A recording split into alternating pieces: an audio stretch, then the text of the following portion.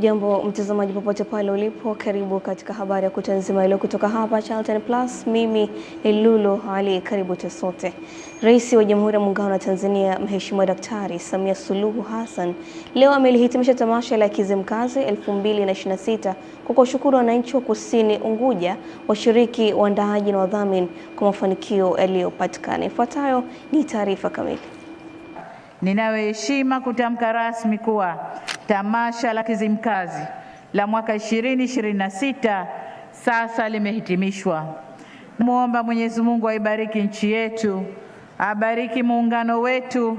Mungu alibariki tamasha hili na wabariki wa Tanzania wote. Ni Rais wa Jamhuri ya Muungano wa Tanzania Mheshimiwa Daktari Samia Suluhu Hassan alipotoa tamko la kuhitimisha maadhimisho ya tamasha hilo, ambapo ndipo alipotoa shukrani kwa wadau, akisisitiza kuwa pamoja na utalii na masuala ya burudani, lengo muhimu la tamasha hilo ni kuzingatia fursa za uwekezaji zilizopo Zanzibar, hususan katika wilaya ya Kusini, mkoa wa Kusini Unguja. Siku zote ni nzuri, inatuleta pamoja, inaimarisha mshikamano na umoja, inatusaidia kutangaza utamaduni wetu na kuvutia wageni. Lakini kazi yetu kama viongozi ni kuhakikisha fursa zinazozalishwa ama kuibuliwa ndani ya shangwe hizi zinawagusa wananchi wetu. Tunaziunga mkono na kuzishusha kwa wananchi wetu kama Rais wa Zanzibar alivyoahidi. Kwa hiyo shangwe iwe lango la fursa, na fursa hizo ziwe chanzo cha ustawi wa wananchi wetu na taifa kwa ujumla, ili baada ya shangwe hilo kumalizika, wananchi wabaki na huduma, miundombinu, biashara na fursa zinazoendelea kufanya kazi. Hafla ya kilele cha tamasha la Kizimkazi imehudhuriwa na makundi mbalimbali ya watu kwenye jamii, ikiwemo viongozi waandamizi wa serikali na vyama vya siasa, watendaji wa mashirika na makampuni ya umma na sekta binafsi, vikundi vya burudani na sanaa, wananchi, na kipekee likihudhuriwa na Rais wa zamani wa Guinea Bissau, Umaru Sisoko Embalo, ambaye alikuwa mgeni maalumu. Mheshimiwa Rais, kwa niaba ya Serikali ya Mapinduzi ya Zanzibar na wananchi wa Zanzibar, napenda kutumia nafasi hii kukupongeza kwa maono yako ya kuasisi wazo la kuwa na tamasha hili. Kwa hakika, tamasha hili lina mchango mkubwa katika kutangaza, kuhifadhi na kuenzi mila na utamaduni wetu, na hivyo kuchochea na kuhamasisha shughuli za maendeleo ya wananchi wa Kizimkazi, mkoa wa Kusini Unguja na Zanzibar kwa ujumla. Serikali ya Mapinduzi ya Zanzibar itahakikisha miradi yote iliyozunduliwa na ile itakayojengwa baadaye inatunzwa na kuendelezwa ipasavyo kwa maendeleo na ustawi wa wananchi.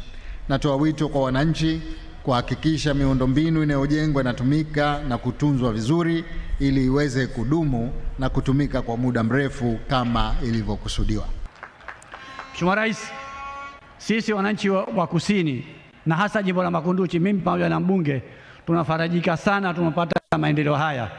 Umetuletea maendeleo makubwa sana wewe Mheshimiwa Rais wa Jamhuri ya Muungano, lakini pia Rais wa Zanzibar. Neema hii tunazoziona na uwanja huu wa Mwehe ni jitihada kubwa za Rais wetu wa Zanzibar. Alhamdulillah, mwaka juzi tulikuwa kwenye vumbi, leo tuko kwenye zulia la kijani. Alhamdulillah. Mwenyezi Mungu akupeni afya njema, umri mrefu. Mheshimiwa Rais, wananchi wa mkoa wa Kusini wanaendelea kukushukuru siku hadi siku. Tamasha hili leo linakwenda kukamilisha awamu ya 10 tokea kuanzishwa kwake mwaka 2016 na leo likiwa ni tamasha la 10. Kama ilivyo desturi, burudani kutoka kwa wasanii wa ndani na nje ya Tanzania ilikuwa sehemu ya hafla hiyo ya kuhitimisha tamasha la Kizimkazi 2026.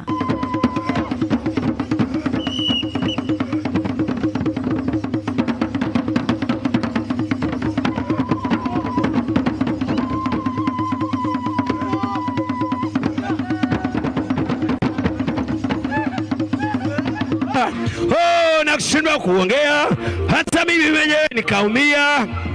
Hey! Hapo vipi? Hapo vipi?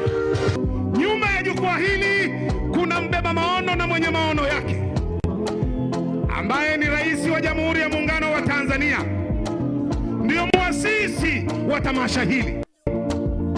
Tangu akiwa mbunge, akaenda kuwa waziri, akaenda kuwa makamu wa rais, na sasa hivi rais wa Jamhuri ya Muungano wa Tanzania.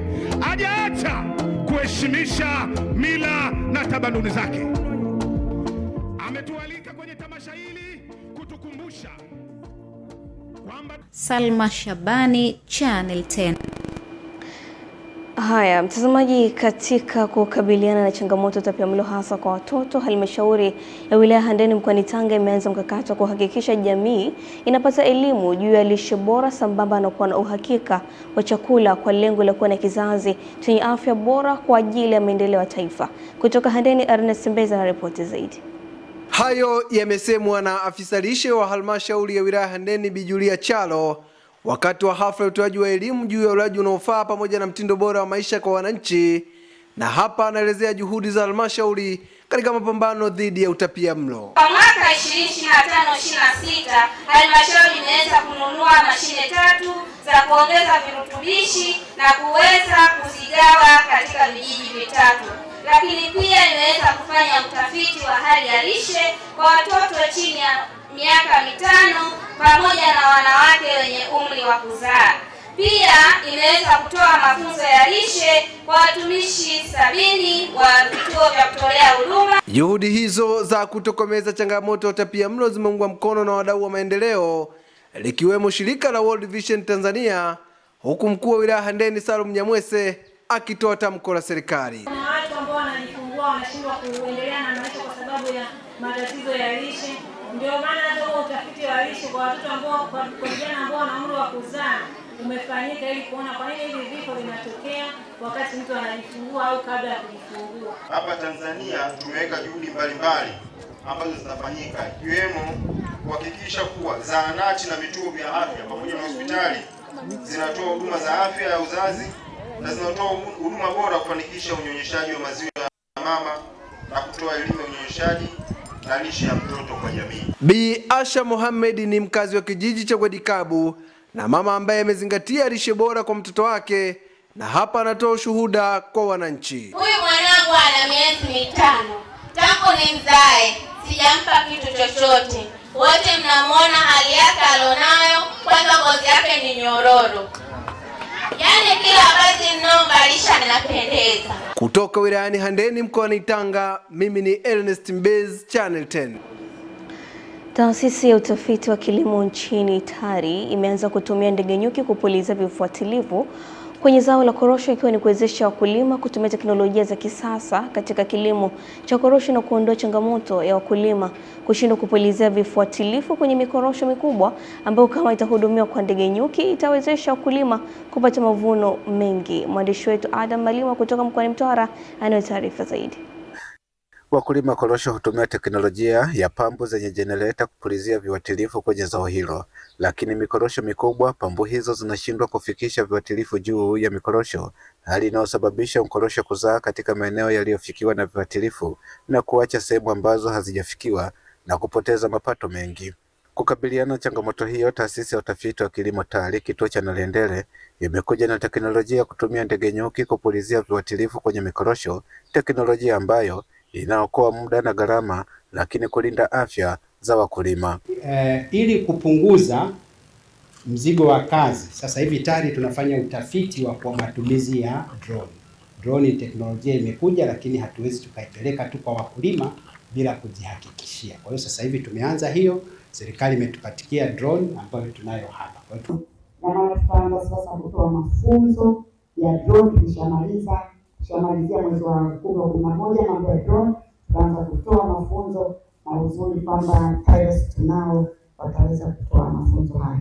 Serikali imewezesha TARI Nalendele ndege nyuki, magari mawili pamoja na pikipiki ili kuweza kumsaidia mkulima kuwa na kilimo chenye tija, ambapo wakulima walioshuhudia uzinduzi wa ndege nyuki na vyombo hivyo vya usafiri wakaeleza matarajio yao. Kwa kuwa TARI Nalendele ina nafasi muhimu katika utafiti wa zao la korosho, ni muhimu uwekezaji huo vifaa na teknolojia utumike kuongeza tija na thamani katika zao hili. Leo hii drone ni mkombozi mkubwa ambao unakuja kufanya swala la kilimo. Lakini kama mmeleta teknolojia mpya inayokwenda kumsaidia mkulima, basi tuone namna gani mnaleta drone za kutosha ziwafikie sasa na wakulima, sio tu hapa eneo la utafiti. Kutoka katika taasisi ya utafiti wa kilimo nchini TARI, kituo cha Nalendele hapa mkoani Mtwara, Damalima cha Nariteni. Katika Jamhuri ya Kidemokrasia ya Kongo umeendelea kusambaa na kufikia idadi ya majimbo 6 ikiwa baada ya kutokea kifo cha mtu mmoja katika jimbo la Baswele ambalo awali halikuwa na visa vya ugonjwa huo. Mkurugenzi mkuu wa kituo cha kudhibiti na kuzuia magonjwa Afrika, Jean Kasea, amesema hali hiyo imetokea baada ya mtu mmoja kufariki kwa Ebola katika jimbo la Baswele, ambapo kisa hicho kimeibua hofu ya maambukizi zaidi, hasa baada ya watu walikuwa na kujaribu kuchukua mwili wake kabla ya hatua za usalama kuchukuliwa. Ikumbuke kuwa zaidi ya watu 2100 wamefariki dunia kutokana na Ebola tangu mlipuko wa sasa wa Ebola ulipoanza mwezi Mei, huku zaidi ya watu 1500 wamethibitishwa kuwa na maambukizi, wakati Shirika la Afya Duniani WHO na watafiti wanaendelea kufanya majaribio ya chanjo na tiba mpya dhidi ya virusi vinavyosababisha mlipuko huo. Tukiendelea mbele zaidi, mtazamaji, baraza la madiwani la halmashauri ya wilaya Songea limechukua hatua za kinidhamu dhidi ya watumishi 8 waliokuwa wakikabiliwa na mashauri mbalimbali ya kiutumishi, likiwemo kuadhibu watumishi 2 kwa kukatwa mshahara kwa 15% kwa miaka 3, huku wengine 2 wakiagizwa kufunguliwa mashtaka ya kinidhamu. Taarifa zaidi na Yusuf Kayanda kutoka mkoani Ruvuma anatueleza. Akieleza maamuzi hayo, mwenyekiti wa halmashauri ya wilaya Songea George Ponera amesema baraza hilo limefikia hatua hiyo baada ya kupokea na kupitia taarifa za uchunguzi kuhusu mashauri mbalimbali ya kinidhamu yanayowahusu watumishi, ambapo miongoni mwa maamuzi hayo ni adhabu ya kukatwa mshahara kwa 15% kwa kipindi cha miaka 3 mfululizo kufuatia makosa ya uzembe katika utekelezaji wa majukumu yao. Ndugu Raymond Joseph Alois ni afisa manunuzi wa daraja la 2 na kaimu mkuu wa kitengo cha manunuzi na ugavi, kutokana na kupatikana na hatia katika kosa la kufanya uzembe uliopelekea hasara kwa mwajiri. Baraza la madiwani limeamua mtumishi huyo apewe adhabu ya kukatwa mshahara 15% kwa muda wa miaka 3 mfululizo kwa mujibu wa sheria na kanuni na taratibu za kiutumishi. Aidha, Ponera amesema baraza hilo limeagiza watumishi 2 kufunguliwa mashtaka ya kinidhamu baada ya uchunguzi wa awali kubaini hoja za kinidhamu zinazohitaji hatua zaidi kwa mujibu wa sheria na taratibu za utumishi wa umma. Dismas Alois Ndunguru ni mtendaji wa kata daraja la 2 kutokana na tuhuma zake za kuuza ardhi kijiji na kutumia fedha hizo kuthibitika katika uchunguzi wa awali. Baraza la madiwani limeamua mtumishi huyo afunguliwa mashtaka ya kinidhamu. Akizungumza baada ya maamuzi hayo ya baraza, katibu tawala wa wilaya Songea Mtela Mwampamba amesema hatua hizo zinaakisi umuhimu wa uwajibikaji katika utumishi wa umma, akisisitiza kuwa usimamizi wa watumishi na miradi ya maendeleo unapaswa kuanza na ufuatiliaji wa karibu pamoja na utoaji wa taarifa za mapema pale changamoto zinapojitokeza. Mradi unasuasua, hutoi taarifa, mheshimiwa diwani uko katika eneo lile, kwa ni bora tukachukua hatua haraka, tukarescue ile situation kabla hatujasubiri matokeo ambayo labda tutamfukuza kazi, tutamkata mshahara, tutampa onyo. Kinanufaa nini na mwananchi wa kawaida? Yeye anachotaka mradi ufanye kazi. Kutoka hapa katika halmashauri ya wilaya Songea mkoani Ruvuma, Yusuf Kayanda, Channel. Korea Kaskazini imesema kuwa inaweza kuchukua hatua mpya za kijeshi ili kujibu mazoezi ya pamoja kijeshi yanayotarajiwa kufanyika siku ya Jumatatu kati ya Marekani na Korea Kusini, ambazo mara kwa mara zimekuwa zikiita luteka ya kijeshi kama uvamizi. Mazoezi hayo ya siku 11 ambayo hufanyika kila mwaka yana dhumuni la kujiandaa dhidi ya vitisho kutoka Korea Kaskazini, ambayo awali ilirusha kombora katika bahari ya Japan kuashiria kuyapinga mazoezi hayo. Marekani na Korea Kusini zimesema kuwa mafunzo ya mwaka huu yatatumia uzoefu kukabiliana na wanajeshi wa Korea Kaskazini kupitia ushiriki katika vita vya Urusi na Ukraine, ikiwemo matumizi ya drone, mashambulizi ya mtandao na kuvuruga mifumo ya GPS.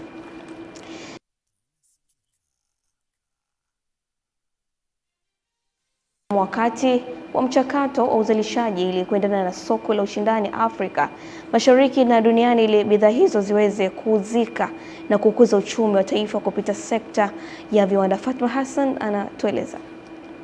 Wito huo umetolewa jijini Dar es Salaam na meneja ukaguzi na uzingatiaji wa sheria Nuru Mwasulama katika semina maalum iliyowakutanisha Shirika la Viwango Tanzania TBS na wadau wa uzalishaji, wasambazaji pamoja na wanunuzi wa bidhaa hizo, lengo kuwakumbusha juu ya uzingatiaji wa ubora katika kuzalisha bidhaa za chuma. Bidhaa za chuma ni moja ya bidhaa za kimkakati ambazo sisi kama shirika au sisi kama serikali tusipoweka mikakati ya dhati kwa pamoja na wadau, tunaweza tusifikie matarajio ya kiuchumi ambayo hata serikali imekuwa ikitoa miongozo. Kwa kupitia kikao cha leo, shirika limeweza kuwakumbusha wadau wetu ambao ni wazalishaji wa bidhaa za chuma, waingizaji wa malighafi za bidhaa za chuma, lakini na wasambazaji wa bidhaa za chuma. Kwa upande wake, meneja kanda maalum ya Dar es Salaam Noor Megji amesema bidhaa za chuma zina nafasi kubwa katika uchumi wa nchi. Kuongezeka kwa wazalishaji inaongeza wigo wa kuuza bidhaa katika sehemu mbalimbali na kuhakikisha Watanzania wanapata bidhaa zenye ubora. Swala la ubora pia wa bidhaa hizi za chuma ina mahusiano makubwa pia na usalama wa bidhaa hizi. Kwa mfano, nondo isipokuwa na ubora au usalama inaweza kuleta athari kubwa sana katika ujenzi na mwisho wa siku ikaleta hasara kubwa za kiuchumi lakini za kijamii. Tunaomba serikali iweze kuangalia namna ambazo inaweza kujenga mazingira wezeshi Tanzania tuweze kushindana Afrika Mashariki. Yaani nchi zote za Afrika Mashariki tunavyopeleka bidhaa zetu ziweze kuwa na ushindani. TBS wanataka kulinda nchi, walioagizwa na waziri kwamba bidhaa zote zinazozalishwa ziwe na viwango za kudumu na isaidie Watanzania kwa jumla wapate bidhaa ya kudumu sana. Kutoka Dar es Salaam, Fatana Alten. Mkuu wa wilaya ya Mkuranga Khadija Nasir amepiga marufuku uuzaji holela wa ardhi, huku akisisitiza kufuata sheria na taratibu za uuzaji wa ardhi ili kuondoa migogoro ya ardhi katika wilaya hiyo. Margaret Malisa anatoa ripoti zaidi.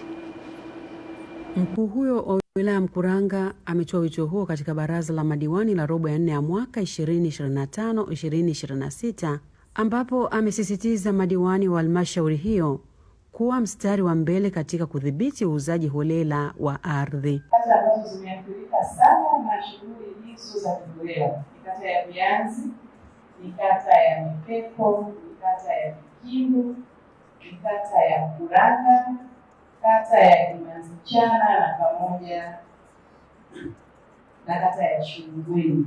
Kazi hiyo huko inaendelea na niwaombe mheshimiwa mwenyekiti kupitia baraza lako hili tuendelee kuweka kazi kwenye usimamizi wa matumizi bora ya ardhi. Naye mwenyekiti wa halmashauri hiyo Mheshimiwa Ali Dau pamoja na mambo mengine ameahidi kwenda kuyafanyia kazi kwa kuzingatia sheria walizojiwekea. Tumepiga marufuku uuzaji maeneo kwenye wilaya yetu ya Mkuranga, maeneo kiholela.